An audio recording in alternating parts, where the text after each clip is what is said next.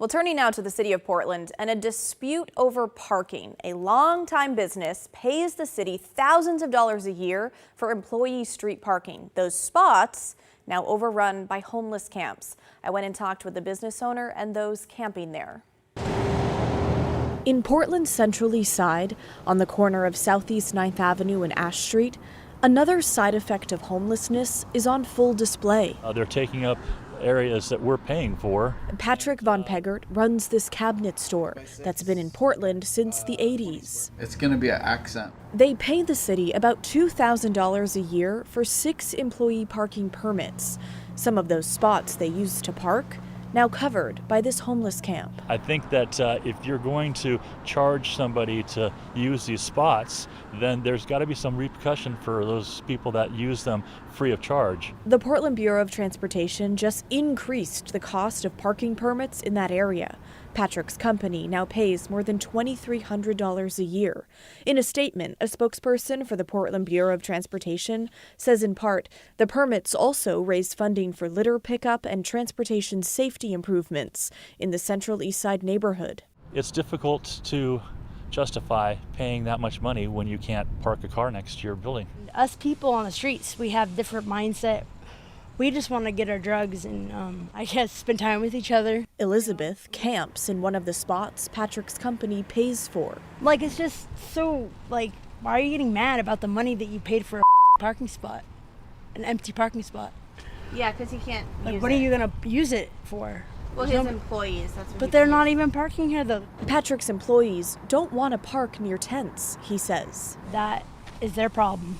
There's no repercussions if they should break into the car or, having someone there all day long.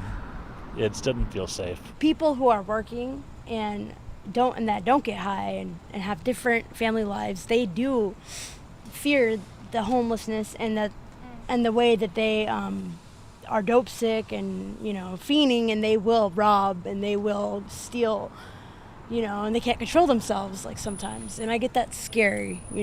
Patrick has reported this camp to the city twice since it moved in Monday. Well, the city is a little slow in response at times. But parking is not the only problem. The tents block access to work for one employee in a wheelchair. He has to maneuver around the camps quite often to try to get here. He'll have to take a different route. He'll sometimes get blocked and have to go back a block and a half to cross over and get back to where he needs to go. A few years back, the city of Portland was sued over this exact reason, tents blocking ADA access on public sidewalks. The settlement agreement requires the city to assess sites like this within 5 business days of when it was first reported. I've been told it's going to be another week before they can really respond to it, or up to a week. The city assessed the site and posted it for removal Thursday. A city spokesperson says it will be cleared sometime next week. That's fine. We can exist anywhere, at any place in time. The camp is also right across the street from the Multnomah County Deflection Center, where people caught solely with possession of hard drugs can go for treatment instead of jail, something Elizabeth, who's addicted to fentanyl, says she's not interested in. Why would I want to become part of normal society so I can complete counseling and treatment just to, be in a cell of life? It's not easy to take care of situations where there's multiple sides to look at, but you have to understand that businesses in downtown Portland are really being challenged to stay in the area. Now, PBOT officials point out that the business doesn't pay for specific parking spots, but for permits within a parking zone, and that there are hundreds of spots to choose from within that zone. But let's be real, the business doesn't pay for parking permits so their employees can park, say, 3 blocks away.